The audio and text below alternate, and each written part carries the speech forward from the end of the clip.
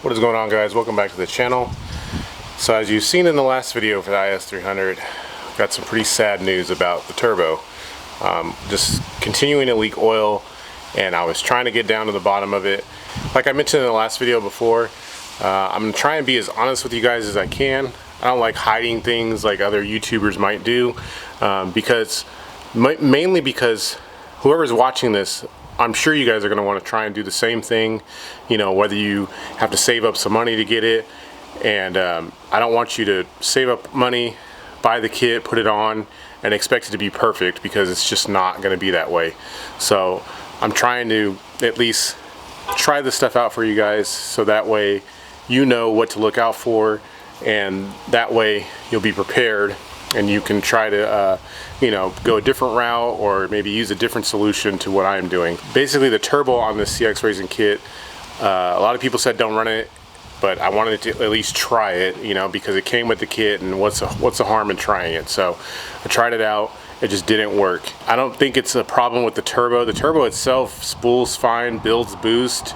It does everything a turbo should do. However, it just leaks, and I took off the turbo, and I'm not even going to show you guys that because it's pretty boring, but I did get the turbo off, and it definitely did fail. So let me show you what it looks like.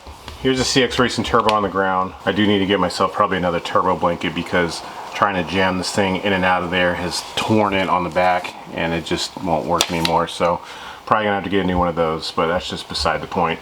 So here's the turbo right here. Again, the turbo works fine. It builds boost. I was making 3 to 4 pounds of boost every single time I get on the throttle, no problem.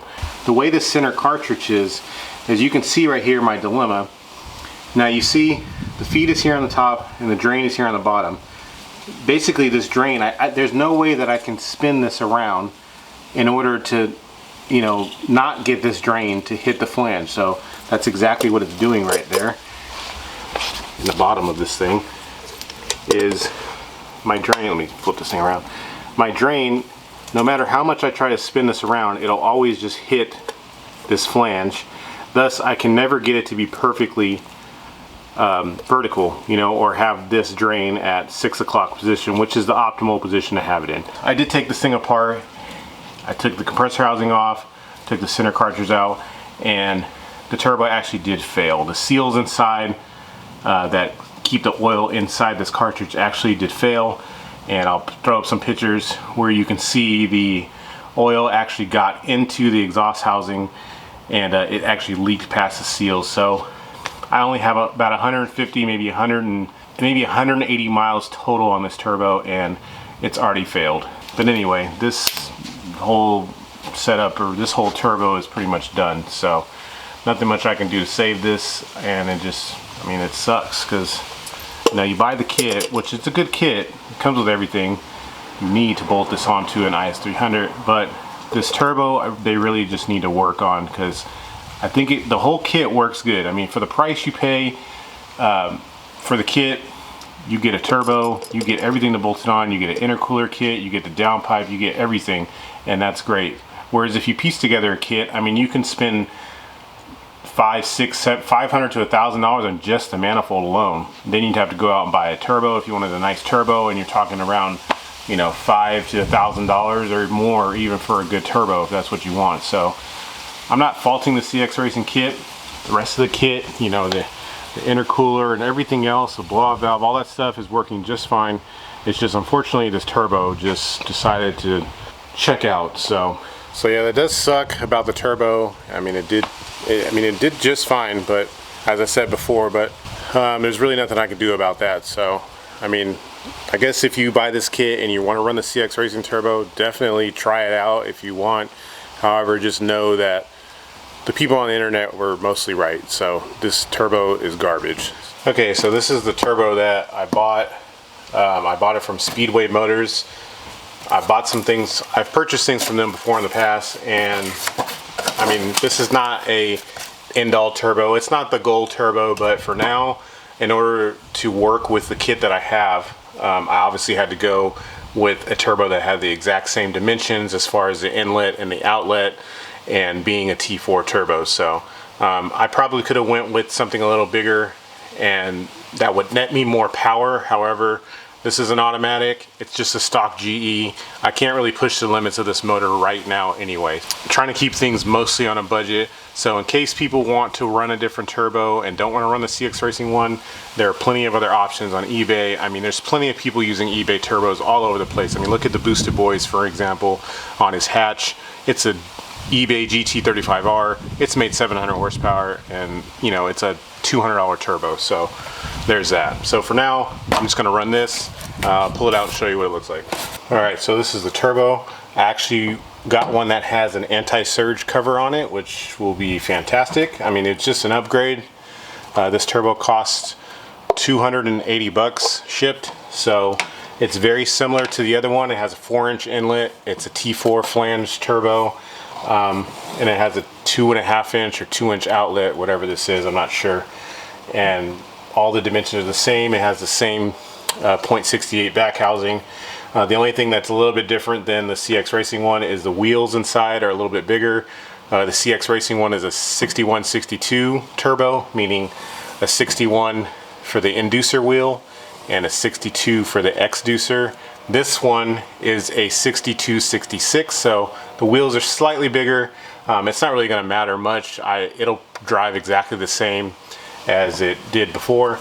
And then it has a 3-inch V-band for the downpipe. What's good about this turbo, as you can tell, is the drain right here is actually offset this way some. So you can see I can rotate it around and it'll never touch this exhaust flange right here.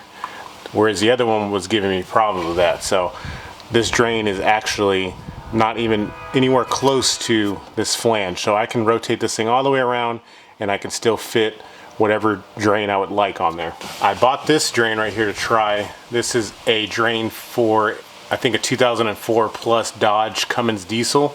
A lot of guys run these on their IS300s because it's flexible, and obviously if it's made for a diesel drain, it'll, you know, withstand the heat and it'll withstand the abuse that I'm gonna put on the IS300. So, and as you can see, this will fit perfectly fine in here. There's no problems with any draining. I can bolt it, I can, you know, clock it around whatever direction I want. I know you guys really can't see very well on the camera, but this fits perfectly fine. It'll never, you know, hit this flange right here, which is what I was having a problem with before. So I'm really stoked for that. This turbo also already has a fitting in here that I can feed the wastegate with, so I don't have to drill and tap the compressor housing for one of those. That was another big thing that I was looking out for. So this one already has it in here. And then I'm not sure about the feed yet, if I'm going to be able to use the feed that comes with the CX Racing kit or if I'm going to have to use something completely different. I do not know as of now, so I'll cross that road when I get there. But overall, I mean, for $280, this turbo, I mean, it's rated for up to 700 horsepower, and I'm sure it'll do it. I just won't be doing that. But my main concern really was getting the drain situated right, and I'm pretty sure that this turbo is going to be perfectly fine for that. Yeah, I'll probably see you guys in a minute when I have this thing installed on the car. All right, guys, getting real close to getting this thing all the way on. See, I know it's sunny, but got my feed on there, got the downpipe installed with the V-band. Got the turbine housing. I put a new T4 gasket in there, and then you can see, I don't know if you can just barely see, but the drain has plenty of room to come down. It's not in the way, it's not hitting anything, and as you can see from here at this angle, maybe you can or cannot see, but the feed is completely vertical, the drain's completely vertical. See, I got the drain right here, so I have the spark plug sleeve on a part of the drain, and then that just goes down to a hose that goes down to the oil pan. So I have it all wrapped up with some kind of a spark plug heat shield there. It's rated for 1200 degrees direct, so I don't think I have a problem with it. I mean, I was running it before and I didn't have a problem with it, so it's on there as of now. I just got to get the intercooler pipe hooked up, the one that's on top of the motor right there. And then I got to put this mass airflow sensor pipe, this intercooler pipe, back on the throttle body. and then should be good to go. But it definitely fits. The drain situation is much better, and I was actually able to put this turbo on complete, like a whole piece. I didn't have to, you know, do like the other turbo where I had to take the compressor housing off, then I had to take the center section off, and then I had to remove the exhaust housing. This one I had to take off in 3 pieces. This one I was actually able to put on all as one piece, which is way easier. So I mean, it still required a little bit of finesse here and there, but overall it's went on a much easier. The only thing I'm concerned about is the big intake pipe that comes up here. I think it's going to be too long since this turbo is a little bit farther forward or closer to the front of the car. Not much, maybe like an inch. So I'm hoping it doesn't take up that much space, but I don't know. We'll get the rest of it installed and I'll get right back to you guys. Alright guys, so as you probably can hear in the background, I got the car running. I got the turbo on. It was a little bit tighter of a fit for the intercooler piping that comes straight off of the compressor housing, but that's only because this turbo is physically wider, so I don't know, it fit, it's on, there's no big deal there. But I did get the drain on, and I do have it running right now. When I first started it up, there was a tremendous amount of smoke, but when they shipped this turbo to me, it was basically just bathing in oil. So I mean, hopefully most of that is just going to burn off, and we won't have any more smoking or leaks. I mean, granted, there is probably going to be some kind of smoking because not everything is perfect, but I don't know, we'll just have to drive this for a little while and see what it does. But I can show you guys right now at least what it looks like. I don't have the turbo blanket on yet. That's just so I could hear for exhaust leaks and kind of just look for oil leaks in general. But the car is just idling right now. Got it sitting on here. So far so good. Nothing is smoking as of now. And the drain, you probably can't see it, but the drain is down there. Everything seems to be doing good so far. Yeah, it's on there. Car is running.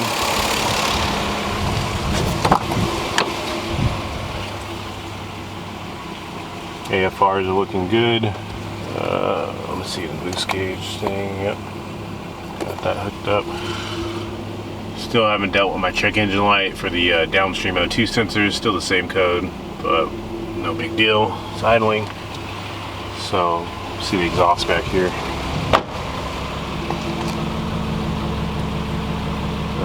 Looking good, nothing smoking.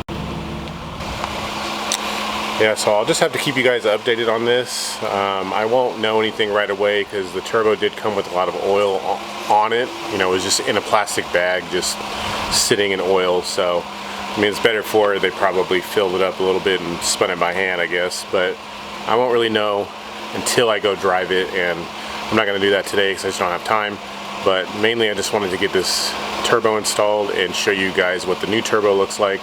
Hopefully you guys enjoyed this video. I mean, I know there's a lot of people in the comments that were saying, oh, you should have did this, you should have did that, or whatever.